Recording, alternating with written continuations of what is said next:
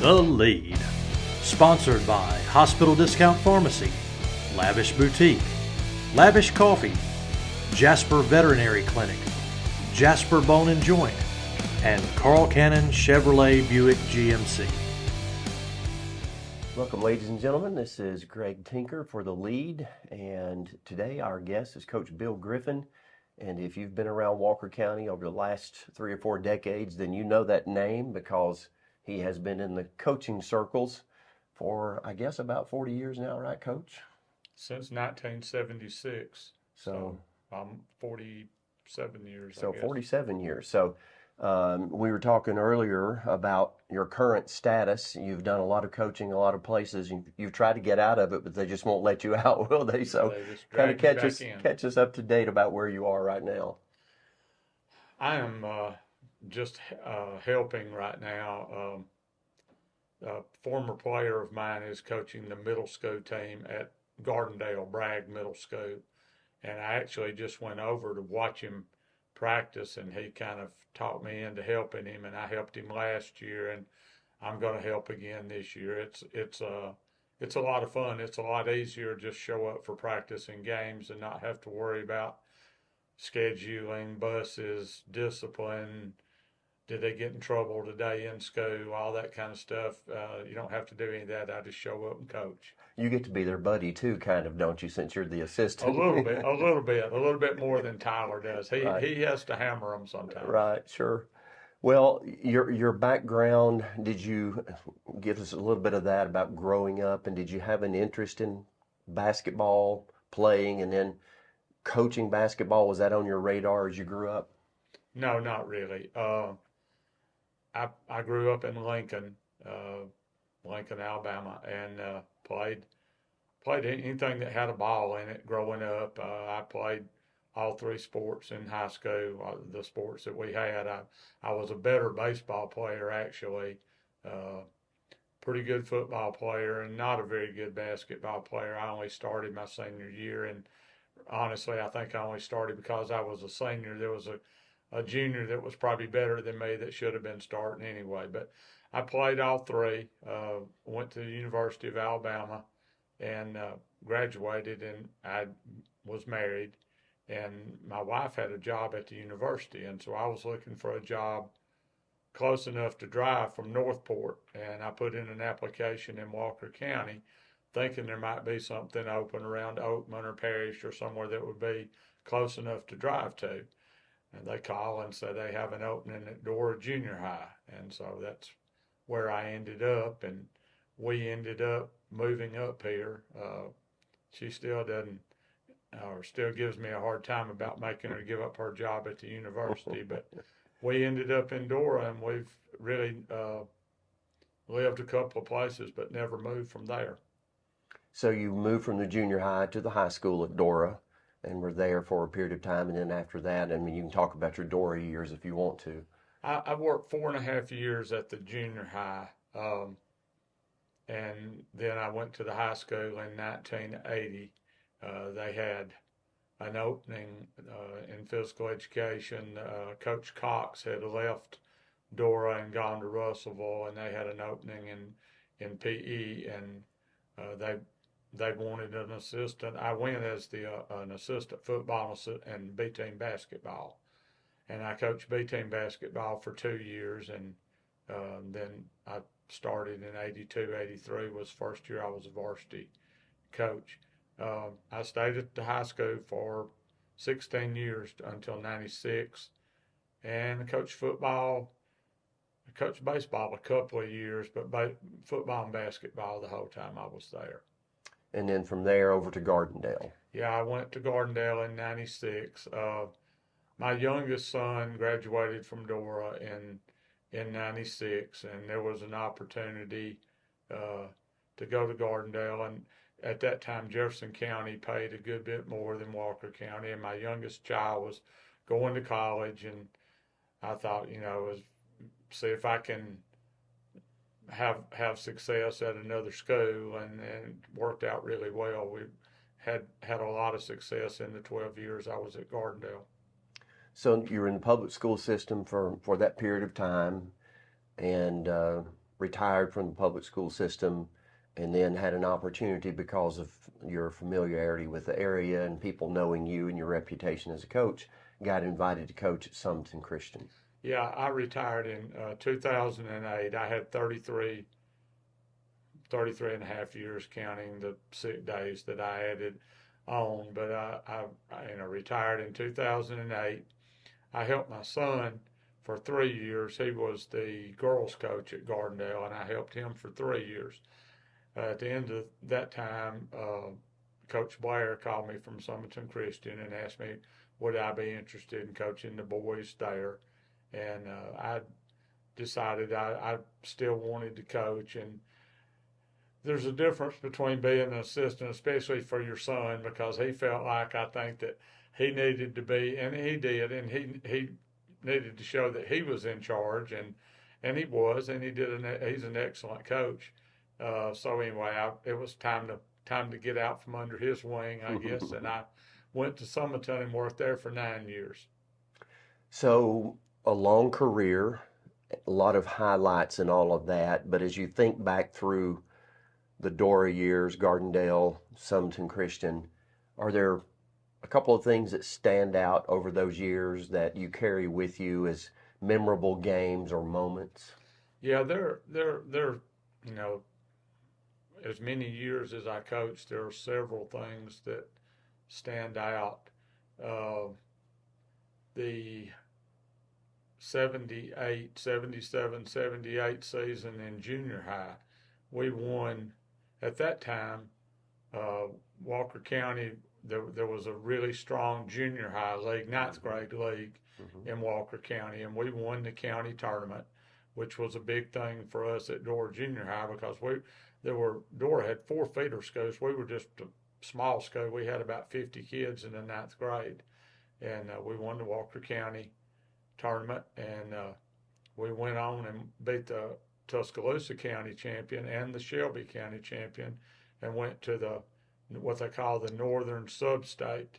They actually had a ninth grade state winner at that time, which we got beat the first game up there. But for us from Dora Junior High to make the top 16 junior highs in the state was pretty big.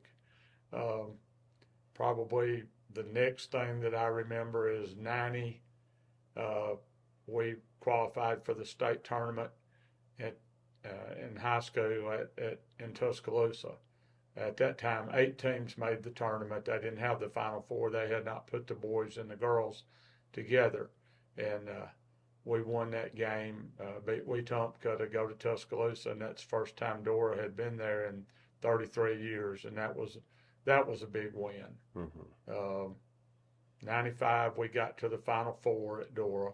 Now, we were kind of overmatched in that game. We played Coosa Central, who won that thing, and they had a kid from Ladarius Thomas, played in the NFL for about 10 or 12 years. He played for them. We were a little bit overmatched in that game.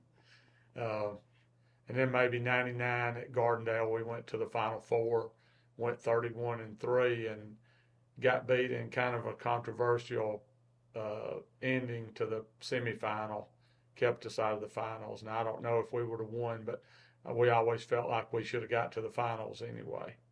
And that's probably some of the main things. I guess maybe at Summerton, we got to the regional twice, and that's the only 2 times that they've gotten to the regional, and that was pretty big at Summerton Christian. So what was it about coaching basketball that kept you in it as long as you well, you're still in it, but kept you coming back? Because it's not easy coaching at that level, especially when you're teaching all day and then you've got to coach, and then when you're coaching multiple sports, it's a tough thing to do and to have success. So what kept you at it all those years? Well, I had 2 kids, and I had a job and needed the money. You know, when I started, they didn't let you just coach one sport. Right. You had to coach 2 sports. And I like football. I was a better football player than I was a basketball player. And I think you kind of asked a little bit. I got into basketball just simply because that's what the job was. Right. And then I went to the high school and as an assistant football and B team basketball, and the basketball coach left in '82, and they offered me the job, and I took it. But I was the defensive coordinator in football on the '85 team that got beat in the finals, and the '88 team that got beat in the semifinals. And I was probably as good a football coach. If I was a good basketball coach, I was probably as good a football coach as I was basketball. But I don't know. I've been competitive all my life, and trying to get a group of kids to play together, to work together, to accomplish something that you can't accomplish on your own, Mm-hmm. I guess is probably the thing that drove me. And like I said, I'm competitive. I even when we didn't have good teams, I tried to get the kids to play the best that they could, and you just have to tell them, hey, look, if we play the best we can and we get beat, you just shake their hand and go on. If we don't play the best we can and we get beat, then we got to go back to work and try to get better. So in all of those years, like most coaches, you attend clinics at some point, you hear these guys that have been successful at the next level talk about their philosophies and so forth, or you read books about coaches. Were there things that you picked up in the early years that kind of formed or shaped who you became as a coach? Something that was said by somebody that you picked up along the way, any of those kinds of things that live with you today, inside of you still? Yeah, I think you, as a coach, Coach Saban is probably the best example of this. If you don't change with the way the game changes, you get left behind, you get run over. And to be successful, you have to study and work at it and do some different things. Defensively, I always like to play man-to-man because, and I heard this at a clinic, the guy said, if you're playing zone, you're like a buzzard, you're waiting for something to die. If you're playing man-to-man, you're an eagle, you're going to go kill something. So I like man-to-man. I like pressure.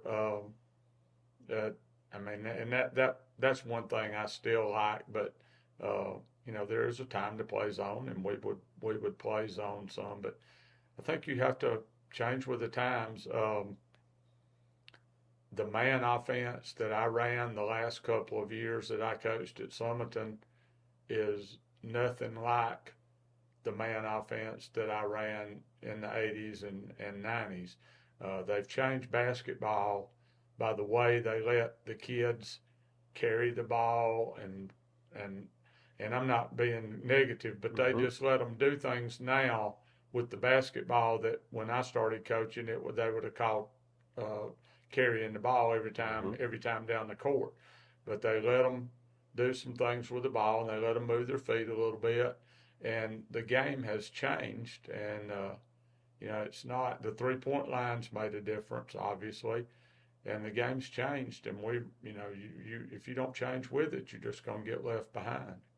So you're kind of already segueing into the next question, and that is, now with your experience, your wisdom across the years, you have a young guy who comes to you and says, hey, Coach Griffin, I want to coach basketball, and I'd like to hear from you some of the things that I need to do as a young coach to get started right. What are some of the things that you would say to him or her about what they need to do foundationally to get started right?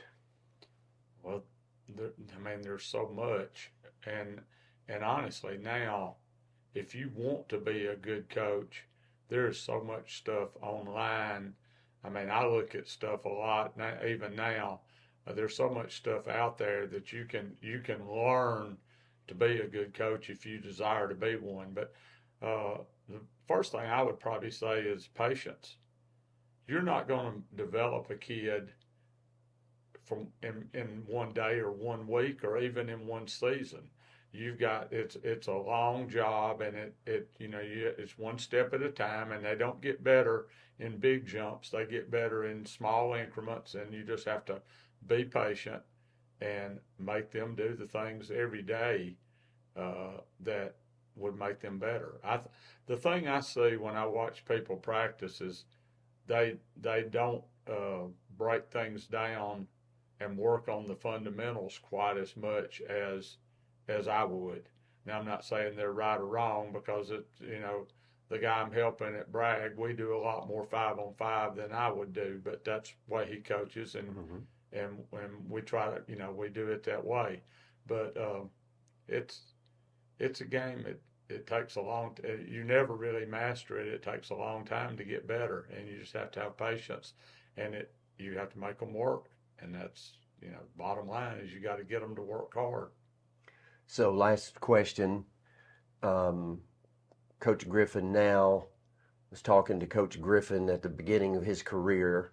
Is there anything that Coach Griffin now would say to Coach Griffin when he first started coaching to help him in those younger years? Yeah, get into administration, make some money. No, actually, I never ever wanted to be a principal or assistant principal. I mean, that's in education. If you're going to make some money, it's you've either got to be a head football coach at a big school, or you got to get into administration. And I never wanted to do that. As far as the question, have more patience. I think I learned that. You learn that as you get older. You realize, I mean, when you're younger, you want them to get better immediately, and you don't have the patience, and maybe you don't stay with things as long as you should have. I mean, most of the time before the season, you're going to look at your team and you're going to say, hey, we can do this and we can do that. And you make out a plan to try to get those guys better at what you think they can be good at. And probably when I was younger, I did not stay with the plan long enough. I think you've sat there and you've looked at it and you think, okay, well, we need to play pressure defense and we need to run fast break.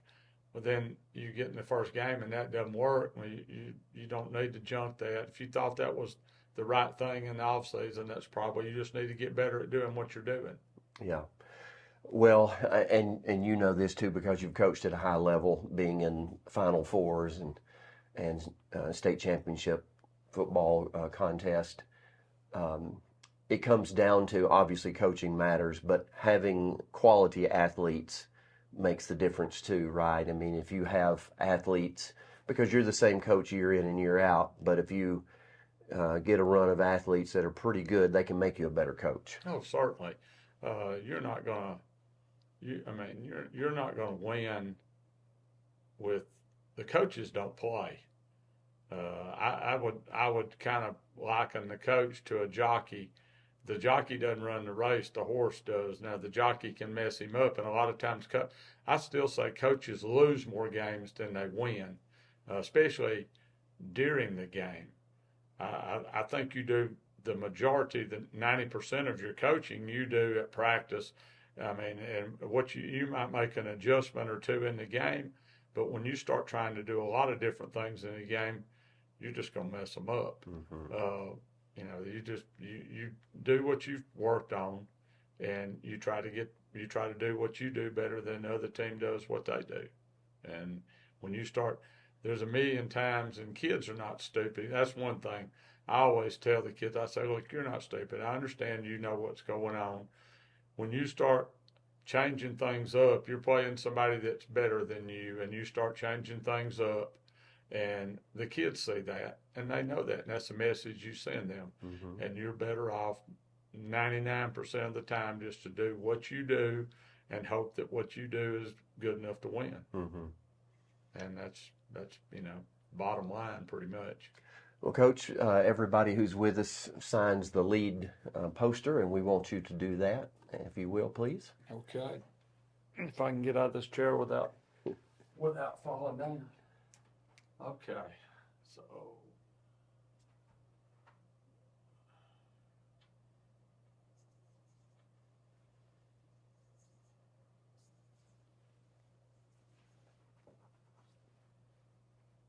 I might as well do this. since everybody's gotten off the bandwagon. Since everybody's in mourning, right? Since the world came to an end last Saturday night. They just got beat. I mean, when you lead for a minute out of a 60-minute football game, the other team was better than you. They just got beat. Well, as any of us who've coached knows that, and you tip your hat, as you said, sometimes, you play as hard as you can play, but you just have to, in the final analysis, tip your hat to the other guys and say, you were better tonight. And there's nothing wrong with that. There's no shame in that. That's all you can do. And you turn around and you go to work and you try to get better Absolutely. at doing what you're doing. And, that's one thing, and I know we're off subject now, but you see people that they should have done this, they should have done that, they should have changed the quarterback, they should have done 100 things. Well, you got about 15 guys that are there every day and see those kids every day and know what's going on and know who's the best one. You think they're not trying to win? Right. That doesn't, their jobs, their livelihoods depend on that. And so, they're going to do the best they can. And that's, people don't understand that. Well, for all of us who've coached at the level, and you've coached at a higher level than me for a number of years, but, coaching on a varsity level, we get second guessed, or did get second guessed. Everybody does. And I said, it's kind of comforting that when people second guess the best coach who's ever coached football, college football, that's sort of comforting to the rest of us, that we weren't so bad after all, maybe, because as you say, you got all the armchair quarterbacks second guessing Nick Saban about what he should have done. Sure. That's the nature of the business. That's why those guys get paid what they get paid. It's a business. Well, since Coach Griffin wrote it on the board, I guess we can end with a roll tide and hope that they get the ship corrected, which I'm sure that they will. But it's been an honor, Coach, to speak with you today, and appreciate you investing in the lives of young people for all of these years, and you're continuing to do that, and that matters. And just want you to know that we appreciate that very much. Thank It's you. been our honor today to have Coach Griffin with us. And until next time, this is Greg Tinker for The Lead. Say good afternoon. The Lead, sponsored by Hospital Discount Pharmacy, Lavish Boutique, Lavish Coffee, Jasper Veterinary Clinic, Jasper Bone and Joint, and Carl Cannon Chevrolet Buick GMC.